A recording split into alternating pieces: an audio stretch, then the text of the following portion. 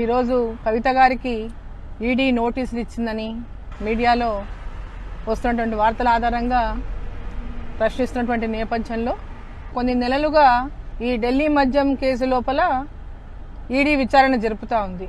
దాంట్లో భాగంగా ఆ మద్యం కేసులో ఇన్వాల్వ్ ఉన్నటువంటి వారిని అందరినీ కూడా వరుసగా విచారణ చేస్తున్నారు.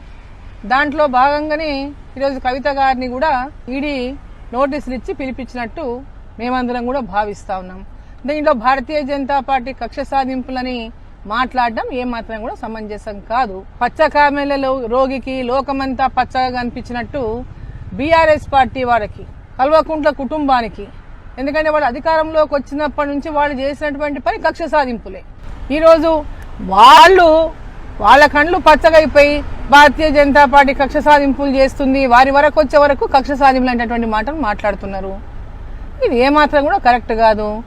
ఇప్పుడు ఈడీ విచారణ చేసినప్పుడు దాంట్లో కవిత గారికి ఎలాంటి సంబంధం లేకుండా విచారణలో ఆమె విషయాలన్నీ చెప్పుకోవచ్చు. మరి ఇంతవరకు విచారించినటువంటి వాళ్ళు మరి కవితమ్మ గారి పేరు ఎందుకు చెప్పిందో కూడా తెలియాల్సినటువంటి అవసరం ఉంది. అంతేగాని ఇలా భారతీయ జనతా పార్టీకి సంబంధం ఉంది, కక్ష సాధింపు చేస్తున్నారు, తెలంగాణ సమాజాన్ని అవమానిస్తున్నటువంటిది కల్వకుంట్ల కుటుంబంలో ఏ ఒక్కరికి ఇట్లాంటి ఆరోపణలు ఎదుర్కొన్న నేపథ్యంలో వారి మీద ఏదైనా ఆరోపణలు వచ్చినప్పుడు, ఇట్లాంటి విచారణ ఎదుర్కోవాల్సి వచ్చినప్పుడు మొత్తం తెలంగాణ సమాజమే ఎదుర్కొంటున్నట్టుగా భావించడం అనేది కరెక్ట్ కాదు. మీరు ఆరోపణలు ఎదుర్కొంటున్నారు, మీరు జవాబులు చెప్పండి.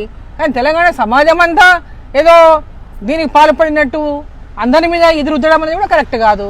ఇప్పుడు 33% రిజర్వేషన్ గురించి మేము ఢిల్లీలో ధర్నా పెట్టినందుకే మమ్మల్ని కక్ష సాధింపుగా చేస్తున్నాయి. ఇది ఎంత చిన్నపిల్లల మాటనా? ఇది ఏమన్నా రాజకీయాలు తెలిసి మాట్లాడుతుండ్రా? రాజకీయాలు తెలియని వాళ్ళకి చెప్తున్నా మీరు? మీకేమైనా నోటీసులు వస్తామని ముందుగానే సమాచారం ఉందేమో, దానికే మీరు ఈ ధర్నాన్ని తలపెట్టిందేమో. 9 ఏళ్ల నుంచి అడగనటువంటి మీరు సడన్ గా మహిళా రిజర్వేషన్ గుర్తు మీకు ఎందుకు వచ్చిందో, ఓహో నోటీసులు కవితకు రాబోతున్నాయి కాబట్టి ధర్నాన్ని తలపెట్టింది అనేటటువంటిది అందరూ జరుగుతున్నటువంటి చర్చ. ఇప్పుడు రాజకీయం చేయదలుచుకున్నప్పుడు రాజకీయాల్లో ప్రతి ఒక్కరి ప్రతిస్పందన కూడా దానికి ఉంటుంది. మీరు లేనిపోని నిందలు భారతీయ జనతా పార్టీ వేయడం సమంజసమైంది కాదు. హాయ్ ఫ్రెండ్స్, మా టుడే టుమారో యూట్యూబ్ ఛానల్ చూస్తున్నందుకు చాలా థ్యాంక్స్.